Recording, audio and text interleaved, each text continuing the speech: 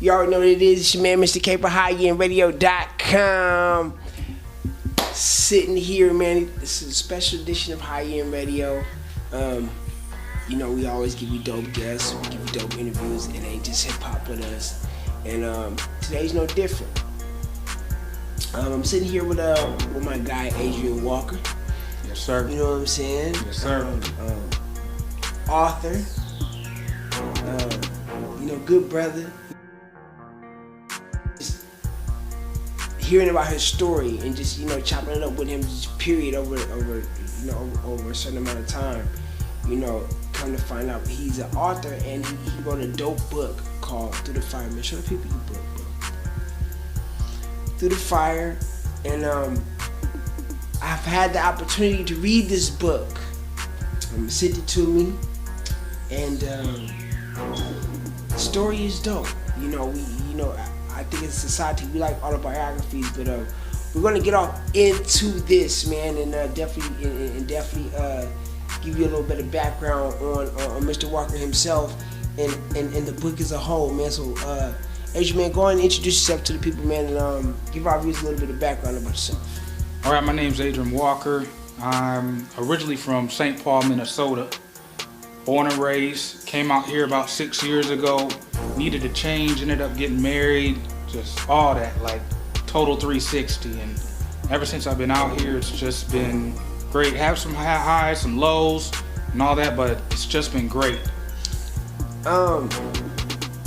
Reading the book myself, the book is very inspirational.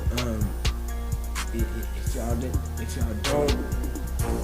y'all haven't heard of the book or read the book, we'll definitely give you information on where to get the book and read it at towards the end of this interview. But first and foremost, what was your inspiration to write this book? My life in general, man, just going through a lot and realizing I had a story to tell that could help others. I've been through so much. I've lived enough for 3 lives, pretty much. So living that out, those 3 lives, pretty much, I'm like, okay, I love to help people. Let me tell my story. Yeah. How has the response been since the book's release? It's been pretty good. I've gotten great feedback. Had some little backlash, you know, from individuals that may have been suggestively mentioned, but, you know, other than that, I have gotten great feedback. You know, I've written it out of not a bitter heart, you know, it was out of, I was forgiving, you know, right. And out of that, you know, so it's just set out meant to help people. Bitter, wow. When you say a couple people maybe give you a little backlash, yeah. Y'all would have to read the book to understand why. But I'm not going. You know, me, I'm not one to give. You know, I don't get no secrets on the movies, on the net, right. Or even on the book. So you guys are gonna definitely have to get the book to understand where he's coming from with that response. What was it like being the oldest of 13 brothers and sisters and growing up in the house and being a preacher's kid, or PK as they called you? Right. It was. Had its good moments, you know. I still am, you know, I don't even know how to put it, but more kind of the cornerstone, you know, of my siblings. But I had a lot of responsibility. My parents, as a PK, did a lot of, you know, traveling and working in the church and everything. A lot of times we were with them, but when we weren't, you know, a lot of that responsibility fell on me. I had to cook, you know, clean, like for all of these children, you know. Had to do all that, and it was as if I was the third parent in the house. So other than that, we did have a lot of good times. It's just like having 12 friends, you know, in the house. I get it. I'm the oldest. I got a younger brother and two younger sisters. So I'm the oldest, so I understand where you're coming from. When did you start taking martial arts, and do you still practice? I don't practice. My health doesn't permit. Okay. You know, I still know some things, you know, but right. When I was doing that, it was from around the age 14 till, you know, towards the end of high school. I had some very dire health issues towards the end of my high school, so it really didn't permit. Okay. You mentioned shacking up. Ah, yeah. And one of my favorite quotes from the book that goes, "You can't expect God to pay the rent while you shacking up with the devil." Explain what that means. So pretty much, I don't know if you heard the saying. I'm sure you have. You know, why buy the milk? You know, if the cow's free. That's true. You know, so it comes from that metaphor, so to speak. So as someone of a man of faith, you know, stacking up, you're pretty much expecting someone to operate as a wife or a husband, you know, without that title, you know, so you can't have too much of expectations without even being actually married. So when you're shacking up, it's, if you are one of faith or believe in, you know, certain spiritual whatever, things do happen on the negative end of things when you're shacking up. You know, it comes together better when you're married, you know, it's only right, you know, make an honest woman of the person, you know? No need to be doing all that. Doing it, basically playing house. Yeah, that's exactly what it is, playing house. Playing house. Yeah. How hard was it not being able to be by your mother's side in her final moments? That was rough for me. What really got me with that was a family member, after she had passed, had let me know that my mother said that she didn't want me even in the hospital or knowing where she was at, and not even knowing that she was going, but just didn't want me there. And it was rough because of how we ended things. You know, I was always raised to respect my mother, respect my elders, respect my parents, you know, and I didn't say nothing to what this millennial would call, you know, too outlandish, but coming up in that household, it was enough for her to feel like she didn't want me around.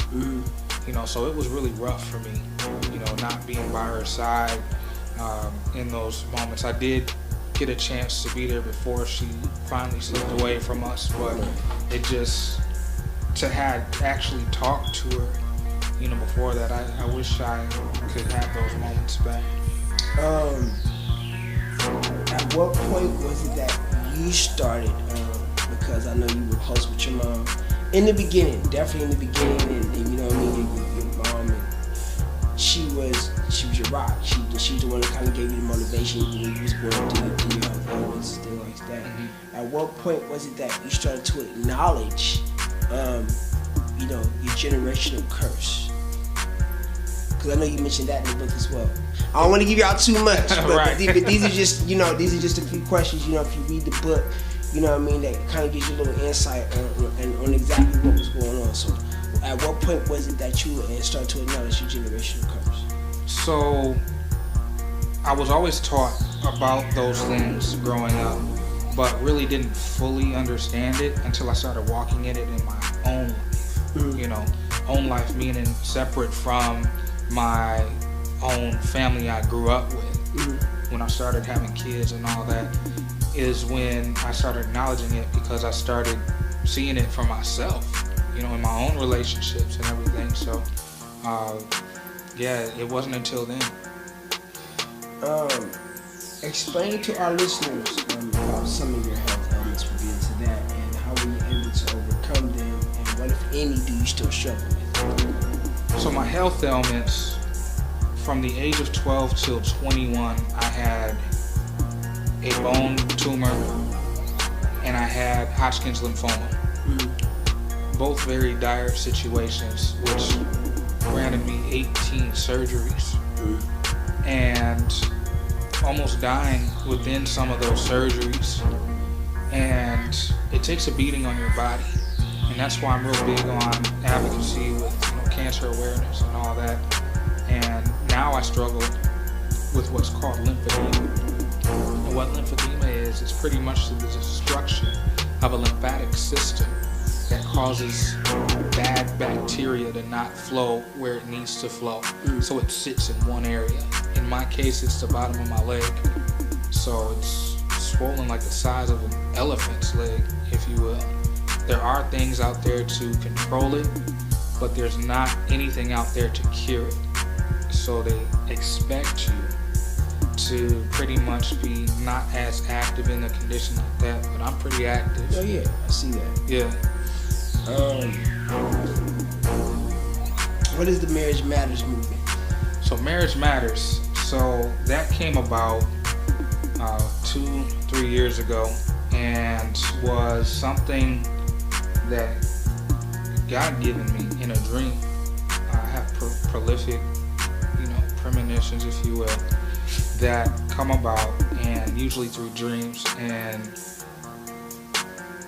I've always been an advocate of marriage, and I feel that this generation, this world, has perversed the idea of marriage.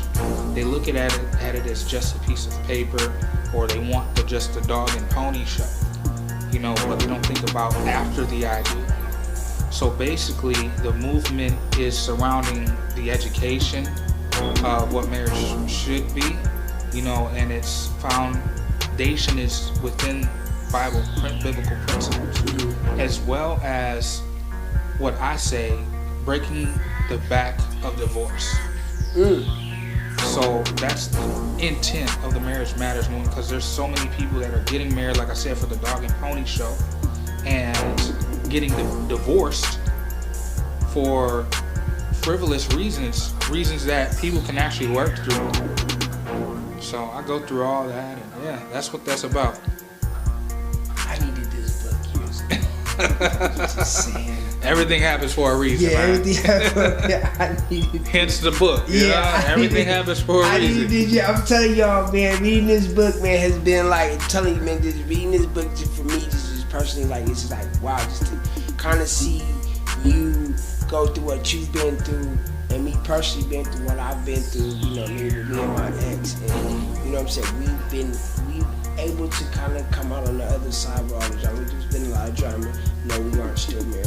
You know what I'm saying? She is my ex, but I think just overall, us learning through the things that we've been through, we're better persons because of it. Hindsight is 2020. I think if things were different, maybe we could have worked some things out.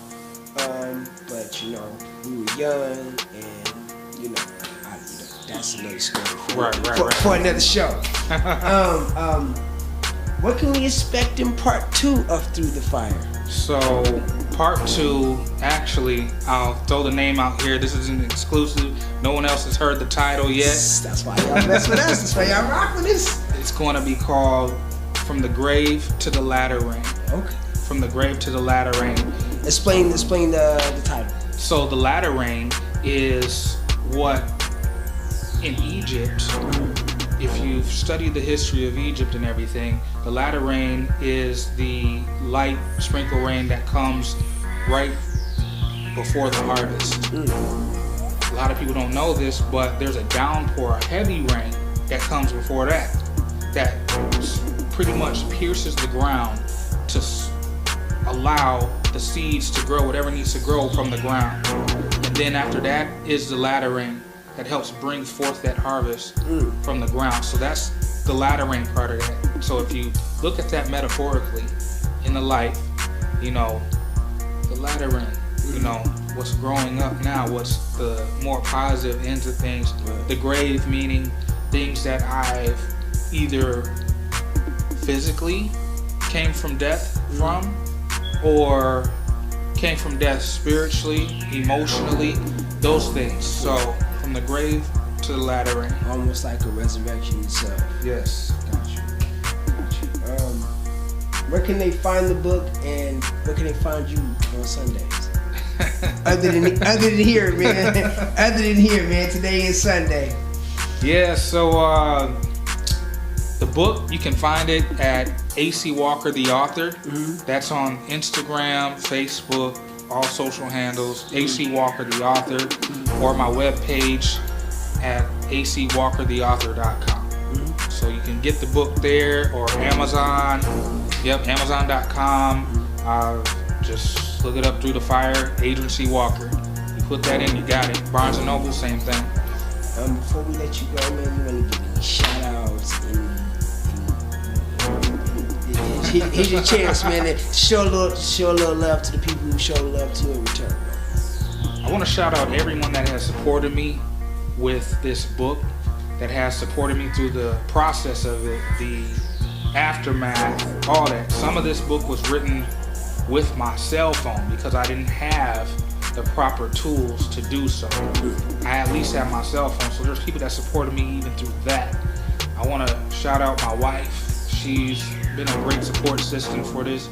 So shout out to H.E.R. Shout out H.E.R. Yep, Mrs. Walker. Yeah, dope cook as well, man. Yeah, great cook. H.E.R.'s Divine Cuisine and Catering.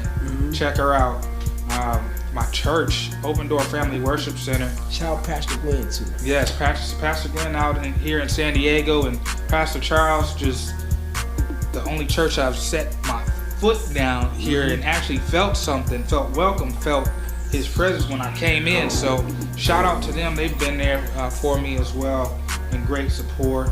And all my folks out in St. Paul, Minnesota that are still rocking with me. Love y'all, support y'all, my family, my children, just I love all y'all. If I ain't learned anything from your book, some of y'all ladies in St. Paul, man.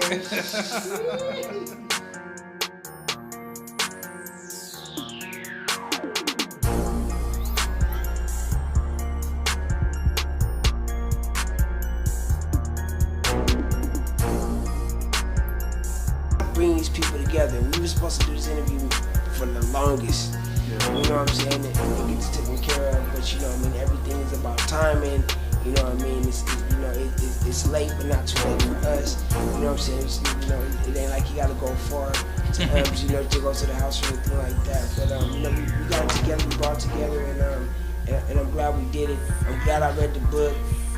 Definitely go out, show people what we get, man. Go out and pick up Through the Fire, man, by A.C. Walker, the author, man. You will not be disappointed. If you have relationship issues, if you've had them in the past, if you're on the brink or anything like that, man, this could be the book that brings you back. If you're going through any kind of trials or tribulations, this could be the story that brings you back. It's always good to kind of hear somebody else's vision on life, or see it through the eyes of somebody else when they're going through something. Your situation is not that bad, because this brother's been dealing with a lot. I've seen it. We've talked. From kind of similar things when I was doing Uber before you was doing Uber, and then he started doing. I'm telling y'all, man, it's like it's a lot of similarities. So it's just like, you know what I mean, like it's crazy. So you know what I mean. Shout out to you, man. Before we let you go, man, go on and give a drop for highendradio.com, please. Man, shout out to High End Radio. Check them out. They're the real deal. You already know the boom, man. We be at y'all, man. Y'all gonna see this interview soon. You already know this, man. Mr. KKM signing about gentlemen that you want to tell us about. Yeah. So, speaking of that Uber situation, right? There was a guy that heard my story. This is before I even published. I was on the brink of publishing. I'd say about 3 months from publishing. And this guy was just in the backseat listening to my story. We just talking, casual conversation. And right before he got out, he said, because of me listening to your story, I felt, how dare I think how I feel? And you went through all that you went through. I was getting ready to get out this vehicle and kill myself. This is what he said. I was getting ready to kill myself. And because of your story, I've changed my mind. So when I say my story, I feel like it can help people, I mean that. Yeah. Because that's all I want to do is help people to save themselves from going down a path like that, or going down another path they may be thinking about. Because suicide is a very serious thing that people don't even like to discuss. Mental health is a serious issue, especially among men. Men, we like to internalize stuff and keep it quiet. True. And it comes out sometimes too late, or gets manifested into something such as suicide. which I don't want to go too deep in without telling my book, but it was one of those moments that, you know, touched me. We even, you know, prayed after the fact, and he got out and went about his way, you know. So yeah, that was one of those moments, you know, that stuck with me. I think it was each one teach one, like you said, without telling your book too much. Somebody who had to, in so many ways, talk to you about the same thing. Yeah. You know what I'm saying? Before it had got to that point, and you know what I mean. And you know, sometimes we go through it as men. You know, we are taught to hold it in, be strong, be this, be that. But at the same time, man, you know, it's more for men. They don't understand it's more than physical. There's a lot of emotional things that we go through, and before you know it, you never know it. Like, oh man, I thought he was strong. I thought he was this. Yeah. You know, all of a sudden that person is gone because I mean, it's some things that he couldn't take, some things that he probably wasn't able to talk to you about. So men, period, man. If you have any issues, any problems with suicide, man, there's help. There's the hotline, the suicide hotline. If you read H.E.R.'s book, there's the phone number in the back of the book. The phone number is 24 hours a day, suicide prevention hotline. So definitely, man, talk to somebody. Don't let it get to the point where you feel like giving up. There's always somebody out there who can talk you off that ledge, man. So definitely take these words from Adrian to heart. And for myself, I've been dealing with depression. I haven't gotten to that point, you know, but at the same time, it's been close. You know, it's been close because we are as men, we are taught to just compartmentalize a lot of stuff. It's like I'm strong. And a lot of times, you know, I think just talking to a person really get it out. So I appreciate you, brother. For sure. Definitely appreciate you stopping by the show, man. You know, I get Candy's husband on the show because I heard he's a dope rapper. And yeah, man, like I said, this is Mr. Caper, HighUnRadio.com, sitting here with A.C. Walker, the author, man. I ain't gonna let you know who his peoples is, man. They're one of my favorite bands. So, next time I'm in town, man, you don't have to take it to the couch. Yeah, buddy. I'm working on that too, man. I'm working on that. Yeah, for real. But signing out, man. HighUnRadio.com, man. Mr. Caper,